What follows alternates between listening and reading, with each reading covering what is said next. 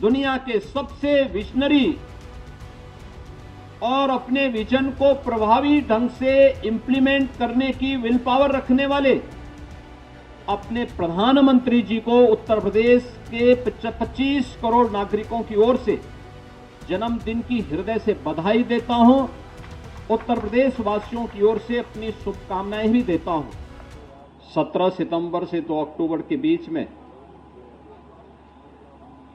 विभिन्न प्रकार के उन रचनात्मक कार्यक्रमों के साथ देशवासियों को पुनः एक बार जुड़ने का अवसर प्राप्त होगा। ये हम सबका सौभाग्य है कि सेवा पखवाड़ा की इसका शुभारंभ देश के आदरणीय प्रधानमंत्री श्री नरेंद्र मोदी जी के पावन जन्मदिन से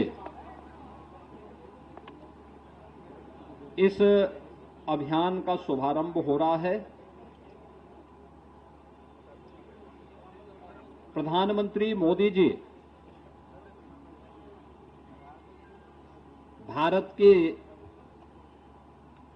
यशस्वी प्रधानमंत्री हैं ही दुनिया के सबसे दूरदर्शी और लोकप्रिय राजनेताओं में उनकी गिनती होती है। आज पूरी दुनिया प्रधानमंत्री मोदी जी के नेतृत्व में इस नए भारत का दर्शन कर रही है, जो भारत अब दुनिया का पिछलग्गू नहीं बल्कि पूरी दुनिया को अपना अनुसरण करने के लिए आज प्रेरित कर रहा है। पिछले 11 वर्षों में प्रधानमंत्री मोदी जी के नेतृत्व में इस नए भारत ने जीवन के प्रत्येक क्षेत्र में अभूतपूर्व सफलताओं के नए प्रतिमान स्थापित किए हैं। क्या अर्थव्यवस्था के क्षेत्र में, क्या विरासत के क्षेत्र में, इंफ्रास्ट्रक्चर के क्षेत्र में, इन्वेस्टमेंट के क्षेत्र में, एम्प्लॉयमेंट के क्षेत्र में, शिक्षा, स्वास्थ्य, कृषि विकास, जल संसाधन और अगर सामान्य रूप से ही कहें तो गांव, गरीब, किसान, नौजवान, महिलाएं, दलित, वंचित, इन सब को प्राथमिकता देते हुए एक मंत्र ने प्रत्येक नागरिक के जीवन में व्यापक परिवर्तन करने का काम किया है। हर भारतवासी आज अगर वह राजनीति से प्रेरित नहीं तो प्रधानमंत्री मोदी जी के इस यशस्वी नेतृत्व और मार्गदर्शन में गौरव की अनुभूति करता है। भारतवासी तो उनका यशस्वी मार्गदर्शन प्राप्त कर ही रहे हैं। भारत के बाहर रहने वाले भारतवंशी परिवार भी बड़े गौरव के साथ इस नए बदलते हुए भारत का दर्शन करके आह्लादित होते हैं, प्रसन्नता की अनुभूति करते हैं, भारत की इस विकास की यात्रा में सहभागी बनने का काम करते हैं। ये पहली बार हुआ है कि वंचित को वरीयता इस एक वाक्य ने 11 वर्ष में 25 करोड़ लोगों को गरीबी रेखा से उभारने में मदद की है। विरासत का सम्मान हो, ये केवल एक घोषणा नहीं, एक हकीकत है। अयोध्या में 500 वर्षों के बाद रामलला का विराजमान होना, काशी विश्वनाथ मंदिर का काशी विश्वनाथ धाम के रूप में वैश्विक जगत को अपनी ओर आकर्षित करना, केदारनाथ धाम हो या बद्रीनाथ धाम, महाकाल का महालोक हो या फिर देश के अंदर विरासत से जुड़े हुए उन सभी स्थलों के पुनरुद्धार के और सुंदरीकरण के अभियान, बाबा साहब भीमराव अंबेडकर, संत रविदास जी, महर्षि वाल्मीकि और भारत की परंपरा में सामाजिक उद्धार के लिए, सामाजिक न्याय के लिए अपना पूरा जीवन समर्पित करने वाले उन महापुरुषों के बारे में भी जो विभिन्न प्रकार के रचनात्मक कार्यक्रम हुए हैं या अभूतपूर्व रहे हैं, अभिनंदनीय रहे हैं। विपरीत परिस्थितियों में कैसे कार्य किया जाना चाहिए, यह हम लोगों ने कोविड कालखंड के अंदर भी महसूस किया। जब वैश्विक महामारी के सामने पूरी दुनिया पस्त थी, तब भारत प्रधानमंत्री मोदी जी के नेतृत्व में कोविड प्रबंधन का बेहतरीन उदाहरण प्रस्तुत करते हुए दुनिया के लिए एक मॉडल बना हुआ था। हमें याद है कि इंसेफ्लाइटिस की बीमारी से इस उत्तर प्रदेश में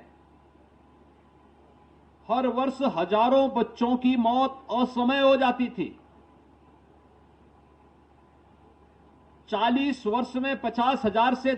ज्यादा बच्चे इस बीमारी से कालकलवित हुए। यद्यपि दुनिया ने इसका वैक्सीन विकसित कर दिया था 1905 में, लेकिन उस वैक्सीन को भारत पहुंचने में 100 साल का समय लगा। लेकिन कोविड कालखंड के अंदर जो सरकारें 100 वर्ष में एक वैक्सीन आयात नहीं कर पाई, मोदी जी ने इस कोरोना जैसी महामारी के दौरान मात्र भारत के अंदर 9 महीने के अंदर कोविड के 2 वैक्सीन बना करके न केवल भारतवासियों को फ्री में वैक्सीन दे करके इस महामारी से उन्होंने बचाने का काम किया था, बल्कि कोविड महामारी के दौरान दुनिया के अपने दर्जनों उन देशों को जो भारत के मित्र देश हैं, उनको फ्री में वैक्सीन उपलब्ध करा करके बेहतरीन कूटनीतिक व्यवस्था के माध्यम से अपने मित्रों को भी साधने का काम किया था और संकट का साथी बन करके दुनिया के सामने एक मिसाल प्रस्तुत की थी। गरीबों को मिलने वाली योजनाएं हो या इंफ्रास्ट्रक्चर डेवलपमेंट का कार्यक्रम, ये सभी आज नए भारत में देखने को मिल रहा है। इसका परिणाम हर एक क्षेत्र में हम सबको देखने को मिल रहा है। प्रधानमंत्री जी जिन बातों पर लगातार सूत्र वाक्यों के माध्यम से एक आम जन का ध्यान आकर्षित करते हैं, वो अभूतपूर्व है। आसानी से हर एक व्यक्ति के मन को टच करता है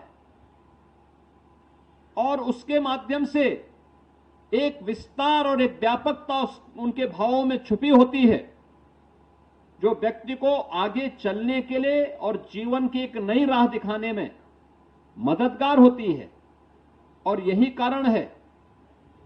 कि आज जब प्रधानमंत्री मोदी जी का पावन जन्मदिन है,